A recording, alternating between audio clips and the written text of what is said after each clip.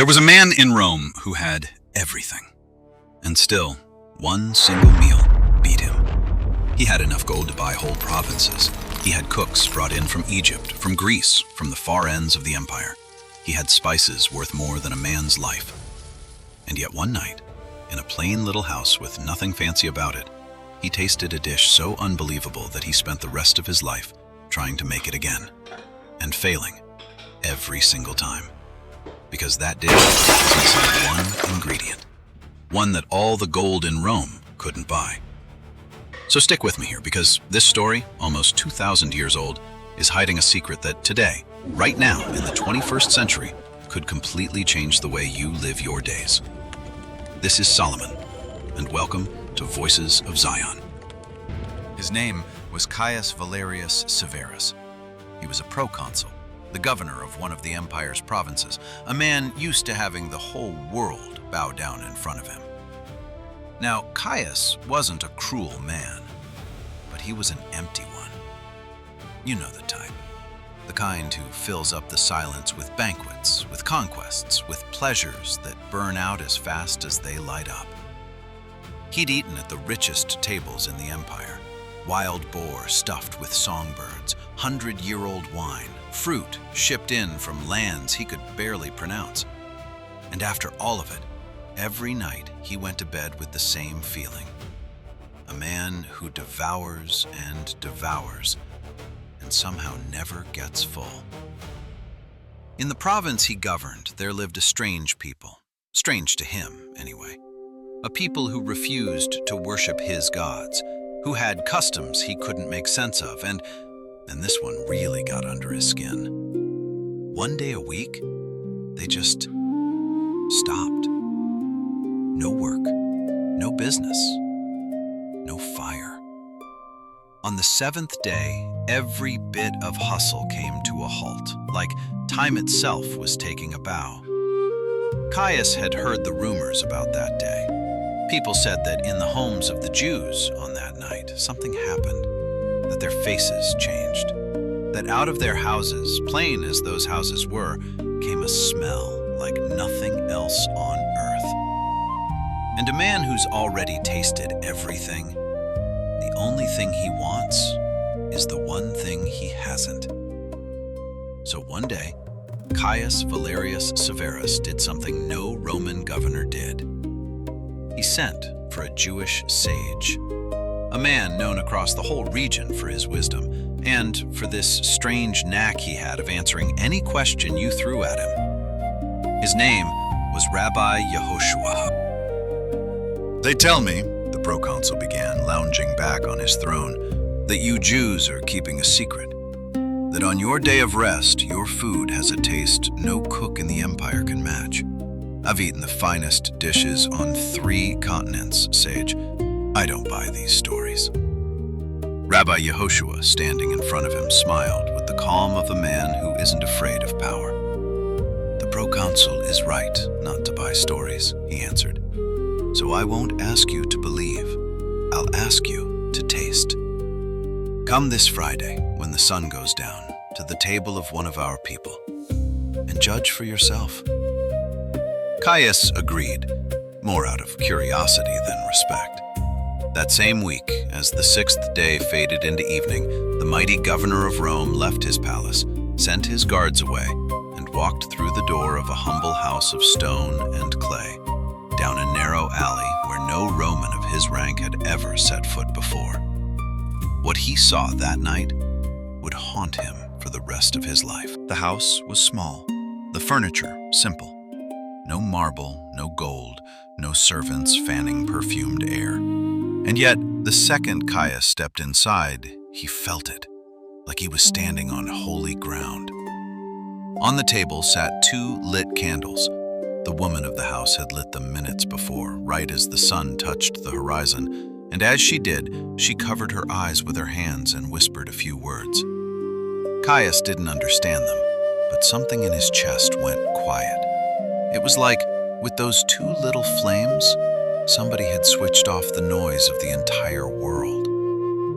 The man of the house, rough, calloused hands, calm eyes, didn't look worn out, even after a whole week of labor. He walked over to his children, laid his hands on the heads of the little ones, and blessed them, one by one, looking each of them dead in the eye like that kid was the most precious thing in the universe. And Caius, a man who commanded armies, felt a lump rise in his throat. He had never once looked at anyone that way. Nobody had ever looked at him that way. Then they sat down, and the meal began.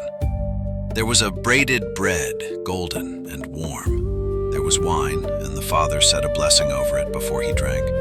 There was a steaming stew, simple in its ingredients, but giving off a smell that brought water to the proconsul's eyes. They sang, they laughed, they talked about deep things and small things. Nobody was in a rush, nobody kept glancing toward the door. Time, inside those four walls, seemed to have stopped completely. And then Caius tasted the stew. He closed his eyes, and for the first time in his life, him, a man who'd eaten at the tables of Caesars, he felt a meal fill not just his stomach, but something a whole lot deeper. A hole he'd been carrying around for years without even knowing it was there. "What is this?" he asked, almost in a whisper. "What did you put in this food? I've never tasted anything like it." The man of the house only smiled and glanced over at Rabbi Yehoshua, sitting right beside him. That night, Caius couldn't sleep.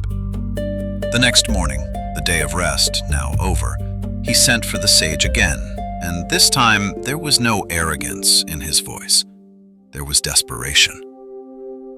"I need that recipe," the proconsul said. "I'll pay whatever you ask. I want that stew on my table every single night. Tell me which spice you used. Is it from the east? From some land my ships haven't even reached yet? Tell me, and I'll have it, whatever it costs." Rabbi Yehoshua looked at him for a long moment, and then he answered, "It wasn't some rare spice, proconsul. The ingredients were the same ones you can buy in any market. The flour, the same. The meat, the same. The herbs, the same. There was nothing in that dish your gold can't get you." "Then what?" Caius pushed, confused. "There was something. I felt it." "There was one seasoning," said the sage. "Just one. It's called Shabbat." The proconsul frowned. "I've never heard of that spice. Where is it grown? In what garden?" And Rabbi Yehoshua, with a soft smile, said the words that Caius wouldn't understand until much later. "It doesn't grow in any garden. You can't buy it in any market. And even if I handed you a whole sack of it, it would do you no good at all. Because that seasoning only gives flavor at the table of someone who keeps the Shabbat. For the one who doesn't rest. For the one who never stops. For the one who doesn't make the day holy. That seasoning has no effect whatsoever." Caius didn't believe him. He was a practical man, a man of Rome. Provincial mysticism, he thought. "I'll get that flavor my own way." He went back to his palace, dead set on beating the Jewish secret with the full force of the empire. He sent for a cook from Rabbi Yehoshua's own town, somebody who knew every step of the recipe. He bought the finest ingredients. He reproduced the dish with military precision. Same flour, same meat, same herbs, same expert hand. And that night, in the most lavish hall in the whole province, surrounded by marble columns and cups of gold, Caius Valerius Severus tasted the stew. It was fine. It was correct. It was technically delicious. And yet, it wasn't that. Something was missing. Everything was missing. It was like staring at a painting of a fire and waiting for it to keep you warm. The proconsul set his spoon down on the table, and down that face, hardened by 1,000 battles, rolled a single tear of pure frustration. Furious, he sent for the sage one last time. "You tricked me!" he roared. "I did everything the same, every ingredient, every step, and it doesn't taste the same. What did you hide from me, Jew?" Rabbi Yehoshua didn't flinch. He waited for the Romans' rage to burn itself out, and then, with an almost fatherly tenderness, he finally explained the whole secret. "Proconsul," he said, "you cooked the dish, but you didn't cook the day. You copied the ingredients, but you didn't copy the waiting. In the house where you ate, that family worked 6 days, longing for the 7th. They shut down their businesses. They let go of their worries. They lit 2 candles and let the peace come in. The mother blessed the table. The father blessed his children. Nobody was running. Nobody was scared of tomorrow. That meal wasn't cooked with fire and spices alone. It was cooked with rest, with presence, with love, and with holiness. You brought the stew to your palace, but you brought your hurry with it, your ambition, your emptiness.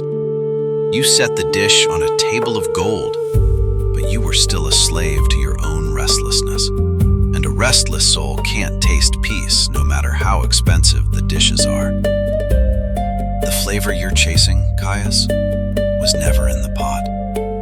It was in the heart of the one who cooked it, and the one who ate it.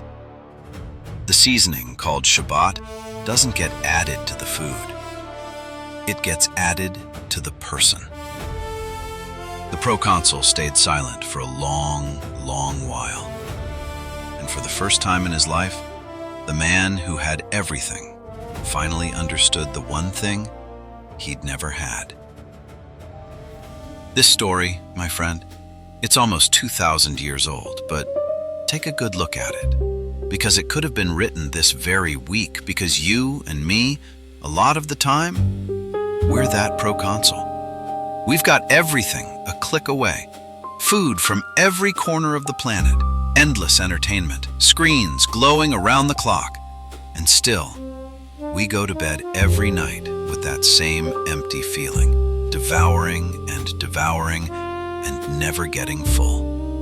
We buy the ingredients of happiness. We follow the recipe to the letter, and then we wonder why it doesn't taste the same. And the answer is the same one Rabbi Yehoshua gave 2,000 years ago.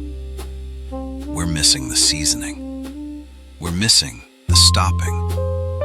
We're missing a day that can't be bought, a time that can't be sold, a table where nobody looks at their phone and everybody looks at each other. The secret was never in the pot. It's in the soul of the one who dares to rest. So this week, I'm making you the same invitation a sage once made to a Roman. I'm not asking you to believe. I'm asking you to taste. Shut off the screen this Friday. Light a candle. Sit down at the table with the people you love. And find out for yourself that flavor no gold in the world can buy. If this story touched something in you, share it with that person, the one who's always running, who's got it all and still walks around with a hungry soul. Pass this story along to them.